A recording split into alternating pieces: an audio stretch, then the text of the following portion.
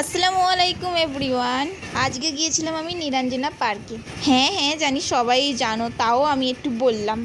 তো চলো গিয়ে কি করলাম আর কখন গিয়েছিলাম সবই বলবো এই ব্লগটার মধ্যে। আর নিরঞ্জনা পার্কে যাবার কোনো প্ল্যান ছিল না, হঠাৎই দিদি বললো চ আজকে নিরঞ্জনা পার্কে যাব। তো বললাম তবে চ।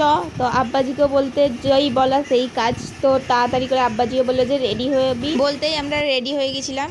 এসেছি আমরা 3:30টার সময়। দেখো পুরোপুরি ফাঁকা ছিল একদম। এটা ভাবছিলাম যে একটু দেরি করে আসলে হয়তো একটু ভিড় থাকতো, একটু ভালো লাগতো, ফাঁকা ঘুরেও মজা লাগছিল, কিন্তু পুরোপুরি ফাঁকা ছিল একদম। তোমরা কারা কারা নিরঞ্জনা পার্কে ঘুরে গেছো তো আমাকে সেটা কমেন্টে জানাবে। আর হ্যাঁ, তোমরা তো সবাই জানো নিরঞ্জনা পার্কটা ডোমজুড়ে। তো সত্যি বলতে আমি এখানে ফার্স্ট টাইমই আসলাম নিরঞ্জনা পার্কে, ভিডিওতে দেখেছিলাম, তো সেই জন্যই একদম হঠাৎ করেই প্ল্যান হয়ে গেল যে নিরঞ্জনা পার্কে যাব। তো যেই বলো সেই কাজ। আর আজকে এসেছিলাম আমি, আমার দিদি আর আমার আব্বাজি এসেছিল, তিনজন মিলে।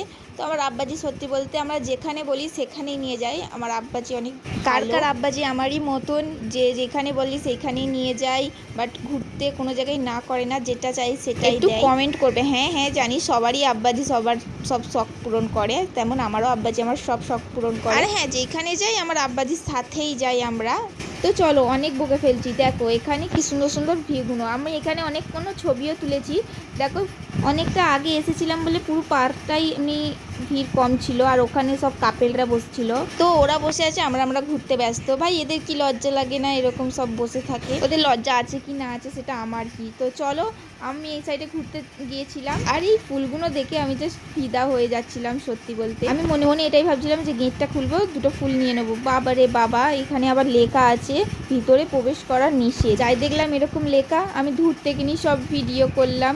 দেখো জাস্ট ভিউগুলো দেখো, ফুলগুলো কি সুন্দর হয়ে আছে। এই ভিউগুলো তোমাদের কিরকম লাগছে সেটাও কমেন্টে আমাকে জানাবে অবশ্যই, কেউ ভুলবে না। চলো তোমাদের মজার একটা জিনিস দেখাই। এই হাতিটা দিদি দেখাচ্ছিল যে দেখ তামান্না হাতিটা, আমি সেটাই বললাম দেখ পুরোপুরি তোর মতো। ঠিক বলেছি তো গাইস? তো তোমরা একটু কমেন্টে জানাবে। তো আমার দিদি তো বলছে না তোর মতন দেখতে, তোমরাই কমেন্টে জানাবে কার মতন দেখতে।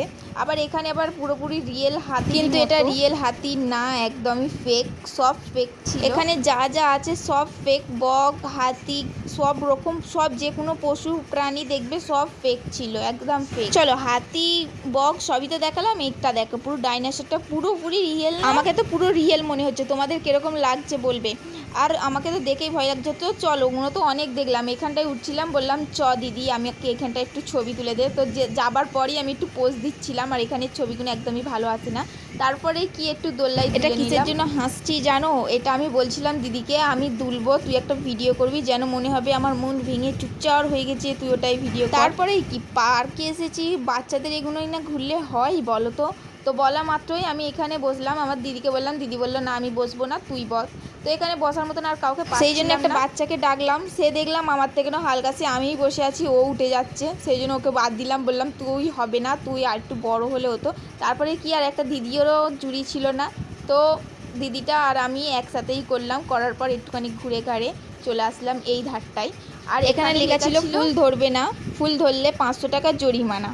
তো ভাই রে ভাই, আমি ঢুকেছি 20 টাকার টিকিট দিয়ে, আর 500 টাকা জরিমানা দিয়ে যাবো? মোটেও না, আমি সেই জন্য আর ওই ধারেই যাই না, চলে এসেছি। তারপরেই কি এই ধারে এসে একটু ফটো তুলে নিলাম, আর খেয়েছিলাম। আমি ভিডিওর মধ্যে খাওয়ার ভিডিও আমি ক্লিপ করি না, কারণ ওগুলো খাওয়াটা আমি পার্সোনালি দিদিকে বলছিলাম এবারে চলে যাব, আর থাকবো না। দিদি বলে না একটু থাক, এসেছি একটু ঘুরেই যাব। তারপরে কি আমি ফুচকা দেখতে পেয়ে ফুচকার কাছে চলে গেলাম দৌড়ে, বলি একটু ফুচকা খেয়েই এই ধারটায় ঘুরতে চলে আসলাম। এই ধারটা বেশ ঠান্ডা ছিল জায়গাটা, এখানে আর আমি আর দিদি এখানে বসে গল্প করছিলাম। দিদি যাই দেখলো যে ক্যামেরা অন আছে, সে মুখটা লুকিয়ে ফেললো, সে মুখে বেঁধে নিল, লজ্জা লাগছে। আর ক্যামেরা অফ ওর লেগে করে দেবো এটা কোনো দিনই না। তো ঘোরার পর ওখানে বসে থাকার পর অনেকটা ঘুরেছি, ঘোরার পর তাও ঘুরে আর হচ্ছে না, পায়ে লাগছে। দিদিকে বলছি চ, বলতে ও বললো যে হ্যাঁ এবারে চলে যাব। তো চ, তো ফাইনালি এবারে চলে যাব বাড়ির দিকে।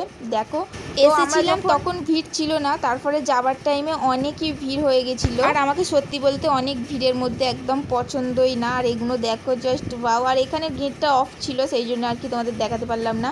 আর আমি একটু দূরে চলে গেলাম, দিদিকে বললাম যে একটু ভিডিও করে দে। আর এখানে গাইস ফুলগুলো দেখো জাস্ট ওয়াও।